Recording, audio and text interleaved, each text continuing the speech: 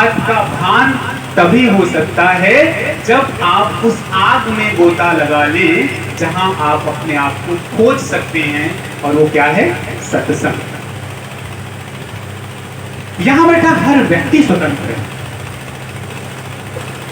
आपको क्या लेना है, क्या नहीं लेना है, इस बात का विवेक आपके अंदर है। इसलिए कबीर साहब का जो ज्ञान है वो विवेक का है। हर बार वो कहते हैं, कहत कबीर सुनो भाई साधो। सुनो भाई साधु नहीं, सुनो भाई साधो। मैं जो कह रहा हूं उसे सुनो, मनन करो, चिंतन करो, तब साधो। पूरी संत परंपरा में दूसरा कोई संत ये बात नहीं कहता। कबीर साहब इस बात की पूरी स्वतंत्रता देते हैं कि मैं कह रहा हूं, तुम सुनो, क्योंकि आप में विवेक है, आप में ही वो गुरु है। उसे जगाने के लिए हम जैसे संतों की आप मदद दे सकते हैं, और इसी बात को कहने के लिए हम सब चल कर आते हैं। तो अगर इस बात को आप जान लें, तभी सत्संग की महत्ता है, तभी सत्संग का कोई योगदान आपके जीवन में हो सकता है। तो पहला सूत्र जो आपको अपने जीवन में अपनाना है, आज से, अभी से अगर कर रहे हैं बहुत अच्छी बात है, वो है स्वयं के विश्लेषण की प्रक्रिया।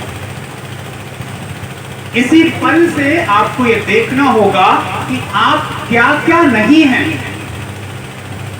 आप क्या हैं ये तो आवश्यक है, आप क्या क्या नहीं हैं इसे भी जानना होगा। जब अब कई बार कई प्रश्न आते हैं, मैं एक बहुत बड़े मंच पे जो है था, वहां पे पूछा गया मुझसे कि आखिर कबीर साहब और आप में भेद क्या है। हमने कहा बहुत बड़ा भेद है। यूएसए के एक डॉक्टर थे, उन्होंने पूछा, अमेरिका के एक डॉक्टर थे, उन्होंने पूछा कि आखिर आप मुझे बताएं कि क्या कबीर साहब और आप में कोई भेद है। क्योंकि अभी तो आपने कहा कप्ता केवल नाम है बप्पा बीन सरी, रर्रा सब में रम रहा ताका नाम कबीर। तो जब सब में रम रहा है और आप में भी है तो कबीर आप हैं। हमने कहा हर उस पल जब मैं स्वार्थ को छोड़कर अस्वार्थ से भर जाता हूं, तब मैं उस कबीर तत्व की तरफ होता हूं, तब मैं कबीर होता हूं, आप कबीर होते हैं। कबीर साहब का जो नाम है, जो कबीर है, ये मंत्र है, ये सिर्फ शब्द नहीं है, ये मंत्र है। हर उस पल जब आप प्रेम से भरे हों, जब आप आनंद से भरे हों, जब आप ब्लिस से भरे हों, तब आप भी कबीर साहब हैं। इस बात को बखूबी कहा जाता है। तो पहली बात, आपको अपना विश्लेषण शुरू करना है। आपको उस आग में कूदना है जहां सब कुछ जलकर सिर्फ आप बचे। जो आप हैं सिर्फ वही आप बचे, और आपको वही बचना होगा। तभी आप मुंह को कहां ढूंढे रे बंदे, मैं तो तेरे पास में, ना मंदिर में, ना मस्जिद में, ना काबे कैलाश में, खोजी हो तुरंत मिल जाऊं पल भर की तलाश में। तब आप इस स्थिति तक पहुंचे। तो कितने ऐसे लोग हैं, एक बहुत साधारण सा प्रश्न, यहां बैठे कौन से ऐसे लोग हैं जो उस एक पल की तलाश में जाना चाहते हैं? कृपया एक बार हाथ उठाएं। कौन से ऐसे लोग हैं जो उसे एक पल में खोज लेना चाहते हैं? हाथ उठाएं। शर्माने की जरूरत नहीं है, सबकी तलाश हो रही है। एक पल में पा लेने की सबकी वही तलाश है। अब सोचें, प्यास सबकी वही है और पानी एक ही है। अब बात आती है कि इस परंपरा को हम चिंतन में कैसे लाएं। कबीर साहब जैसे उदाहरण बहुत कम जगहों पर मिलता है। कबीर साहब कहते हैं कि अच्छा, आप सबने देखा होगा एक नट जाति होती है जिनको हम लोग नोमैड कहते हैं। वो हमेशा अपने बोरिया बिस्तर के साथ घूमते रहते हैं। और कहीं भी सड़क के किनारे एक रस्सी बांधकर और उसमें तरह तरह का करतब दिखाता रहता है। एक पतली सी रस्सी, इस तरफ से चलकर उस तरफ तक चला जाता है, फिर उस तरफ से चलकर इस तरफ चला आता है, कभी एक पैर पर खड़ा हो जाता है, कभी तलवार भांजता है। आप सोचिए, इतनी पतली रस्सी पर वो नट कैसे बैलेंस बना लेता है। गाड़ियां आ रही हैं, मोटर आ रही है, हॉर्न बज रहे हैं, लोग बात कर रहे हैं, एक पल के लिए भी उसके चित्त से ये बात नहीं जाती। कौन सी बात? उसका पैर रस्सी पे, और उसे क्या करना है? बैलेंस। समस्त दुनिया का हर कार्य करते हुए आपको अपने चिंतन की तरफ रहना है। हर पल, हर क्षण, हर पल, हर क्षण आपको अपनी सुरति का ख्याल रखना पड़ेगा। खेती करते समय, नौकरी करते समय, पढ़ाई करते समय, बच्चों का पालन पोषण करते समय, हर पल अगर आप उस सुरति में अपने आप को स्थापित करने का प्रयास करते रहेंगे तो निश्चित ही पल भर की तलाश में वो मिलेगा। दूसरा उदाहरण कबीर साहब लेते हैं। आप देखें, राजस्थान की तरफ अगर कभी देखें, आपने टेलीविजन में देखा होगा, स्त्रियां पानी भरने के लिए दूर दूर जाया करती, एक के ऊपर दूसरा मटका, दूसरे के ऊपर तीसरा मटका, कई सारे मटके, और आराम से गाते हुए चली जाती है 1 किलोमीटर, 2 किलोमीटर, 3 किलोमीटर। एक बार भी ऐसा नहीं होता कि उनका मटका उनके सर से गिर जाए। फिर आपका, हमारा मटका क्यों गिर जाए?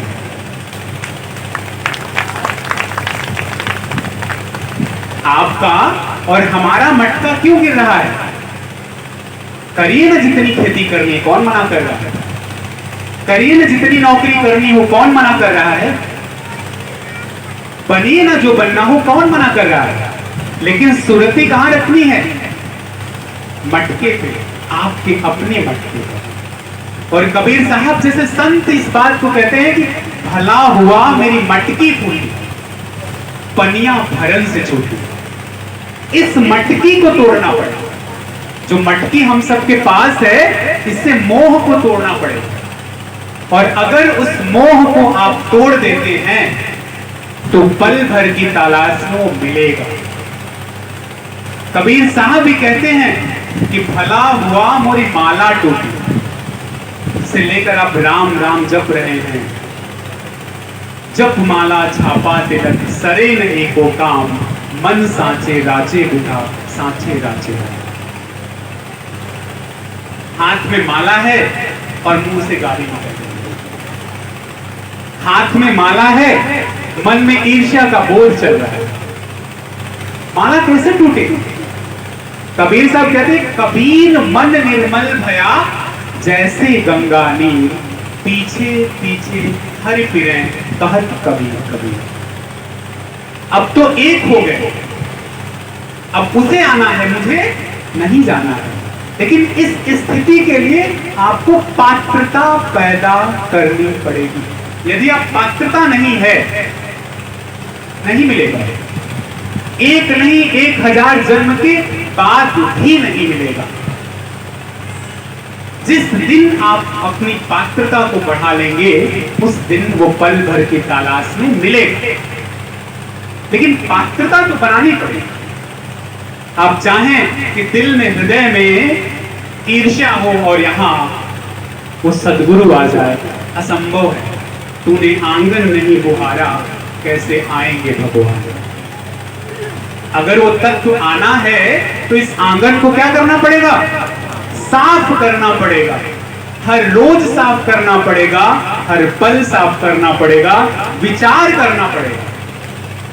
और उस विचार के बाद उसे प्रैक्टिस में लाना पड़ेगा, तभी आपको वो मिल सकता है। इसलिए मैं बार बार इस बात पर आपके सामने जोर दे रहा हूं। आपको इस माला को तोड़ना होगा, आपको इस मटकी को भी फोड़ना होगा, आपको इन तमाम चीजों में रहते हुए ही उपलब्ध होना होगा। अब एक उदाहरण देखिए, कई बार एक प्रश्न आता है कि साहब हम इस समाज में रहकर तमाम तरह की चीजें करते रहते हैं, हम कैसे उसे पा पाएं?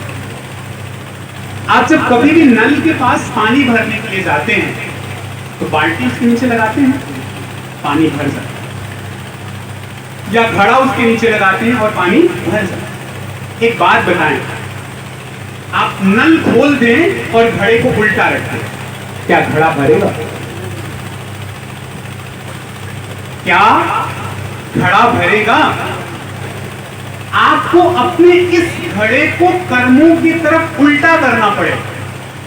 सब कर्म हो रहा है, जल क्या है? कर्म है, कर्म हो रहा है लेकिन प्रभाव नहीं पड़ रहा है। जैसे जल तो गिर रहा है लेकिन घड़े में नहीं भर रहा है। क्यों? क्योंकि उसकी सुरति क्या है? औंधी हो गई, उसकी तरफ हो गई। आपको अपनी सुरति को उस तरफ करना होगा, तभी आपको इस बात का भान होगा। तमाम कर्म करते हैं, आप अलग अलग शास्त्रों में देख लें, किसी भी शास्त्र को उठाकर देखें, कहते हैं कि एक समय ऐसा आता है, क्या कबीर साहब ने कर्म नहीं किए? बहुत सारे कर्म किए, लेकिन क्या उनको कर्मों ने प्रभावित किया? नहीं किया। भगवान बुद्ध ने कर्म किए, कर्मों ने उन्हें भी प्रभावित नहीं किया। क्यों? क्योंकि सुरति का ये ज्ञान घड़े को औंधा कर देने का उन्हें पता था। इसलिए उस समाज में रहकर और इस बात का ऐलान कर लेने में सक्षम थे कि कबीरा खड़ा बाजार में लिए लुकाठा हाथ, जो घर जा रे अपना चले हमारे साथ। क्या आप इस घर को जलाने के लिए तैयार हैं? तैयार आपको होना है, मुझे नहीं। और अगर मुझे जाना है तो मुझे भी तैयार होना है। अगर आप तैयार ही नहीं हैं तो कोई भी आपको उस यात्रा तक नहीं ले जा सकता, एकदम निश्चित है। तो आपको पात्रता बनानी है, उसकी शुरुआत आज से, अभी से, इसी पल से करनी होगी। आपको विचार और विश्लेषण की कसौटी पर चलना होगा। नौकरी करते हुए, खेती करते हुए, सत्संग सुनते हुए, माता पिता की सेवा करते हुए, किसी भी तरह की ऐसी भावना से आपको ऊपर उठना होगा, तभी आपको वो एक पल की तलाश मिलेगी। यही कारण है, यही बड़ा कारण है कि भगवान बुद्ध भी कहते हैं अब दीपो, आपको अपना दीपक खुद बनना पड़ेगा। हम आपकी मदद कर सकते हैं, हम आपके प्रश्नों का समाधान जितना कर सकते हैं उतना कर सकते हैं। प्रश्न तो आपको उत्पन्न करने होंगे। और एक चीज और, बड़ी सावधान रहने की जरूरत है। प्रश्न इसलिए नहीं किया जाना चाहिए कि आपको ये दिखाना है कि हम भी ज्ञानी हैं। बहुत सावधान रहने की जरूरत है। प्रश्न पूछे जाने और आपके ये दिखाने में कि भाई भगवत गीता तो हमने भी पढ़ी, कबीर साहब का बीजक तो हमने भी पढ़ा, दोनों में अंतर है। प्रश्न आपका उचित, निश्चित और सही होना चाहिए। मुझे मापने के लिए नहीं, किसी संत को मापने के लिए नहीं, या किसी भी ऐसे व्यक्ति को मापने के लिए आपका प्रश्न नहीं होना चाहिए। तो जो प्रश्न आपके मन से वास्तविक अर्थ में निकले, आप उसका उत्तर मिलेगा। और इसको आप जान लीजिए कि जब कबीर साहब इस बात को कह रहे हैं कि हर घट में पंछी डोलता, तो ये बात सच है। यहां सब जितने बैठे हैं, सब में वो पंछी है, सब में वो परमात्मा है, सब में वो सद्गुरु है, सब में वो तत्व है। सिर्फ क्या करना है? माचिस लगाना। आग जलाने के लिए क्या करना पड़ता है? लकड़ी में आग है ना, ये तो सबको पता है। नहीं पता है तो आप लकड़ी को रगड़ कर देख लीजिए। 2 सूखी लकड़ी लीजिए, रगड़ी, रगड़ना तो पड़ेगा। आप में वो है, इस बात के लिए आपको रगड़ करनी पड़ेगी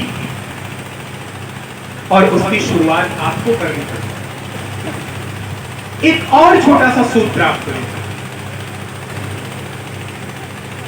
हर रोज आप सबको विश्लेषण करना है। हम सब कई बार ऐसा होता है कि दुनियावी कामों में बहुत व्यस्त हैं, हमारे पास बहुत समय नहीं है, लेकिन सोने तो सब जाते हैं, बिस्तर पर तो रात में सब जाते हैं। बिस्तर में जा करके मोबाइल छोड़ दीजिए 5 मिनट के लिए, और क्या करेंगे आप? सिर्फ हर रोज दिन भर में किए गए कार्यों का चिंतन। जगने से लेकर सोने तक के बीच में आपने जो कुछ भी किया है, अच्छा और बुरा, उसे सिर्फ 5 मिनट दे दीजिए। मैं आपको रास्ता बता रहा हूं, मैं खुद भी करता हूं।